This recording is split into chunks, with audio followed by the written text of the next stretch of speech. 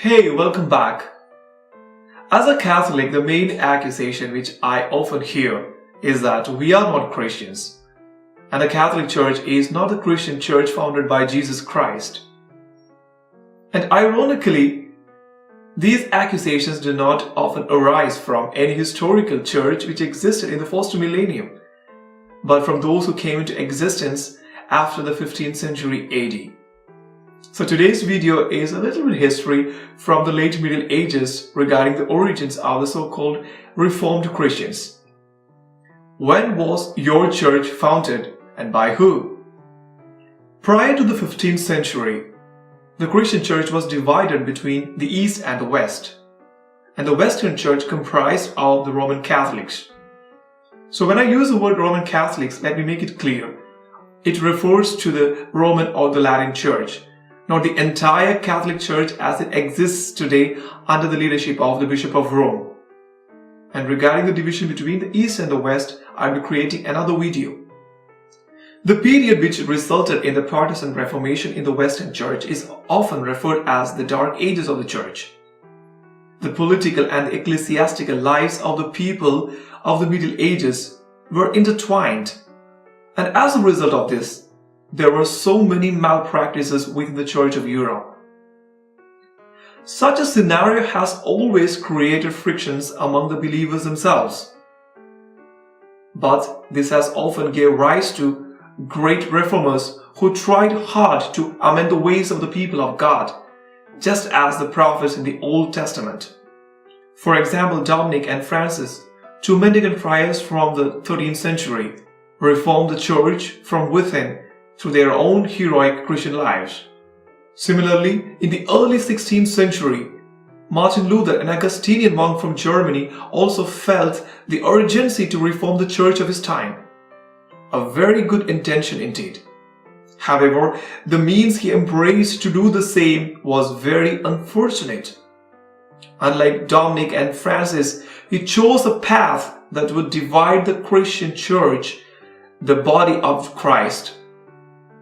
He missed the spirit of Jesus, who wished and prayed for the unity of his followers and the church, as we see it in John chapter 17. That was the beginning of all sorts of strange doctrines and approaches which were alien to Christians for almost 1,500 years of its history. But today, because Protestants are ubiquitous or seen almost everywhere in the society, we may not feel it as strange as it was in the 15th century.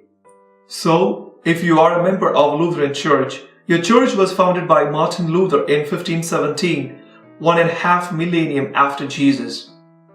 Among all the new faith articles introduced by Martin Luther, the most dangerous one was the individual interpretation of the scriptures. The effect of this was soon proved to be a catastrophe. Various people across the continent of Europe came up with even stranger doctrines, completely alien to the history of Christianity.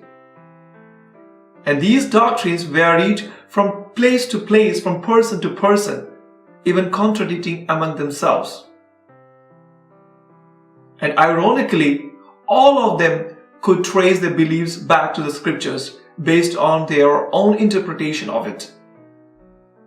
And they went a step further by claiming that theirs is the right interpretation of the scriptures, because it comes from the Holy Spirit. Unfortunately, they all forget a simple fact that if these interpretations were really from the Holy Spirit, the Spirit of truth, it cannot be different from person to person. And moreover, it cannot be different from the church, the body of Christ. And if their interpretations, their beliefs were different from what the Christians believed for the first 1,500 years of its history, we need to question the authenticity of their beliefs and faith. Because as Jesus had promised, the gates of hell shall not prevail against his church. And therefore, the church which Jesus founded existed as a visible, strong, unified body of his followers right from the apostolic time until Reformation. These new Protestant reformers gave little importance to the early church and its faith, but in an egoistic manner relied upon their own ability to interpret the Bible as they thought it was right.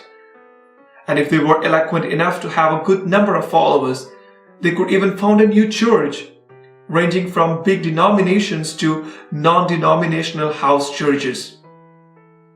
All of them have different faiths based on the same Bible. What an irony is that! And these new movement of founding various churches tore apart the body of Christ, the church, the same way the Roman soldiers tore apart the body of Jesus on Mount Calvary 2000 years ago. Soon after Martin, Calvin came up with even rigorous and stranger anti-Catholic doctrines which led to the birth of Calvinists. Meanwhile, the King of England, Henry VIII, who was fighting the Reformation defending the Catholic faith, changed his mind to solemnize his unholy extramarital relationship by establishing the Anglican faith, the Church of England, in 1534. In 1560, John Knox founded a church in Scotland, and his followers are the Presbyterians. In 1582, Robert Brown founded Congregationalist Church in Holland. Baptists are the offshoots of John Smith, who founded a church in 1605 in Amsterdam, whereas the Dutch Reformed Church was started by Michaelis Jones in New York in 1628. In 1744, Wesley brothers founded the Methodist denomination in England. Unitarians and Mormons, which cannot be even termed as Christians per se, because they deny the divinity of Jesus, were founded in 1774 and 1829 respectively. William Booth began the Salvation Army in London in 1865, and in 1879, Mrs. Mary Baker Eddy started the Christian Scientist Church. The 20th century witnessed the rise of so many fundamentalist groups and denominations, making the wounds in the body of Christ even graver. Pentecost movement and churches came into existence in the early 1900s in US, especially under the leadership of Charles Parham. As the years went by, the denominations such as Holiness Church, Pilgrim Holiness Church, Saddleback Church, Harvest Church, Jehovah's Witnesses, to name a few, emerged especially in the Americas. Moreover, the century saw the emergence of various home churches, each with their own tenets of faith, often contradicting to one another, but each claiming the basis of their faith in the same Bible. Today, the world has so many Christian groups with conflicting belief systems, making the conversion of a non-Christian to Christianity an almost impossible task. Because as Jesus said, it was through the unity of Christians that others should come to know and believe in Jesus.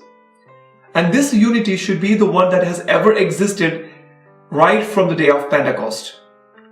A continuous, visibly united, universal body of Christians bearing witness of Christ to the world.